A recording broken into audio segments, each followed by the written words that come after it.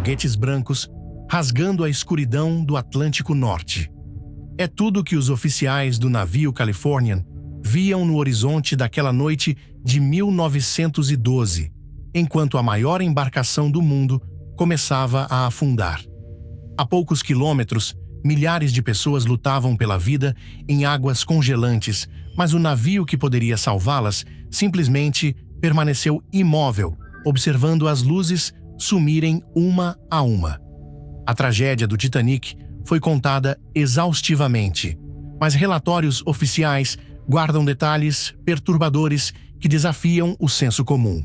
E se a verdadeira condenação não veio apenas de um bloco de gelo, mas de omissões obscuras que a história preferiu afogar no abismo do oceano?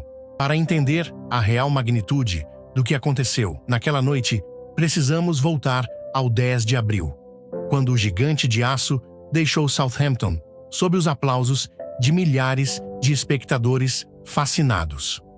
O Titanic não era apenas um navio, mas o símbolo absoluto do triunfo tecnológico, projetado com 16 compartimentos estanques que supostamente garantiriam sua invulnerabilidade. A bordo, o veterano capitão Edward Smith liderava a viagem com a missão não oficial de chegar mais cedo a Nova York, frequentemente influenciado pelo presidente da companhia, Bruce Ismay, que viajava na primeira classe.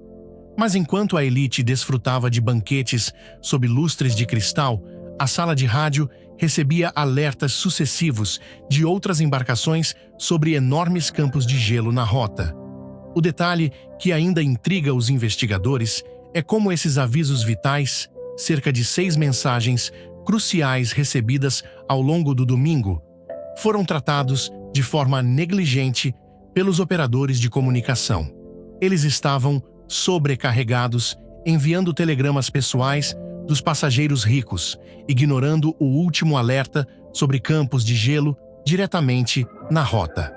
A cronologia oficial do desastre começa a desmoronar, precisamente às 23h40 de 14 de abril, quando os vigias Frederick Fleet e Reginald Lee tentavam desesperadamente enxergar o perigo a olho nu. Curiosamente, a chave do armário que guardava os binóculos vitais havia sido levada acidentalmente por um oficial transferido pouco antes da partida, deixando a tripulação vulnerável. A noite estava perfeitamente calma, sem vento ou ondas para quebrar contra o gelo e revelar sua posição, criando o fenômeno que navegadores chamam de miragem de água fria, que ocultou o iceberg até que fosse tarde demais para desviar. O impacto na lateral estibordo pareceu suave para os passageiros da primeira classe, que sentiram apenas um leve tremor em suas cabines. Mas nos níveis inferiores, o gelo forçou as placas de aço a cederem, quebrando rebites e abrindo brechas em 5 dos compartimentos supostamente invulneráveis. Guarde bem este detalhe crítico. Se a água tivesse inundado apenas 4 seções, o navio flutuaria tranquilamente até o resgate chegar. É justamente durante os dramáticos minutos de agonia estrutural que a omissão do SS Californian ganha protagonismo.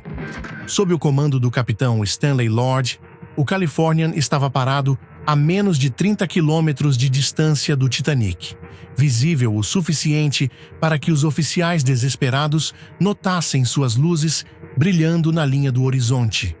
O operador de rádio enviou a recém-criada sigla de emergência repetidas vezes, mas o telegrafista do navio vizinho já havia ido dormir após ser mandado calar a boca horas antes pelos próprios operadores do Titanic, que odiavam ser interrompidos. Sem comunicação sem fio, a tripulação de comando recorreu ao método mais angustiante de pedido de socorro e lançou potentes foguetes sinalizadores brancos aos céus escuros. Nos inquéritos britânicos e americanos, a tripulação do Californian testemunhou ter observado claramente 8 clarões sucessivos no horizonte, mas o capitão Lord justificou sua inércia absurda, argumentando que pensava se tratar de fogos de artifício de uma festa luxuosa. Essa alegação irritou a comissão investigadora, que apontou a negligência como fator decisivo no número de mortos.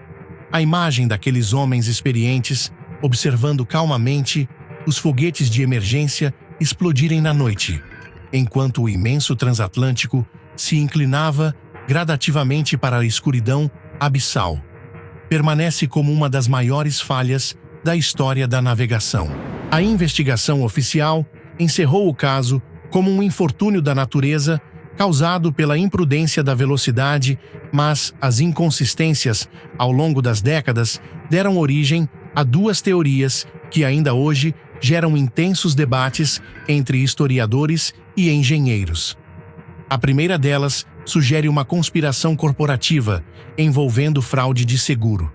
Segundo essa linha de raciocínio, o navio que afundou não era o Titanic, mas sim seu irmão gêmeo ligeiramente mais antigo, o Olympic, que havia sofrido um acidente severo com um cruzador militar meses antes e teve seus reparos negados pela seguradora oficial. Os defensores argumentam que a White Star Line, sufocada por prejuízos, trocou secretamente os nomes nos estaleiros para afundar o casco danificado do Olympic numa área de resgate controlada e receber o prêmio total da apólice. A presença do capitão e o cancelamento de última hora de passageiros ricos seriam evidências de que sabiam do plano.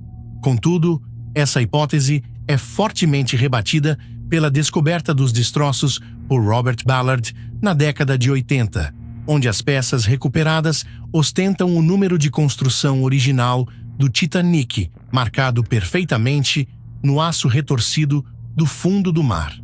A segunda teoria, embasada por imagens fotográficas raras vendidas em leilão recentemente, propõe uma explicação mais técnica e fundamentada envolvendo um incêndio incontrolável nas carvoarias.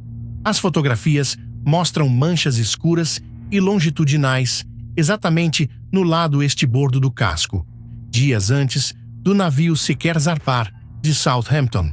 A tese defende que um fogo persistente queimava nas reservas de carvão por quase 3 semanas, enfraquecendo criticamente a estrutura metálica e tornando o aço quebradiço exatamente no ponto onde o iceberg atingiria com precisão cirúrgica. Se essa análise estiver correta, a viagem inaugural foi, na verdade, uma corrida desesperada para chegar a Nova York antes que o fogo consumisse a embarcação por completo. Isso explicaria a recusa do capitão em reduzir a velocidade mesmo após os alertas de gelo enviados por outros navios na rota. O veredito histórico define o naufrágio como pura soma de arrogância e infortúnio, selando o cruel destino de milhares de famílias. Mas os detalhes sobre a inércia daqueles que poderiam ajudar continuam nos assombrando. Os inquéritos oficiais basicamente culparam a natureza, enterrando as piores falhas nas sombras da burocracia britânica. Todos os processos e audiências foram encerrados às pressas e arquivados para manter as aparências. A história oficial foi moldada com o que restou, mas as perguntas mais incômodas sobre quem ordenou o abandono silencioso, essas permanecem sem resposta. Se você fosse um investigador oficial avaliando as evidências, acreditaria que o incêndio na carvoaria selou o destino do navio antes de partir? Ou a versão do gelo acidental basta? O silêncio do navio vizinho te convence? Deixe sua teoria detalhada sobre as omissões do caso nos comentários.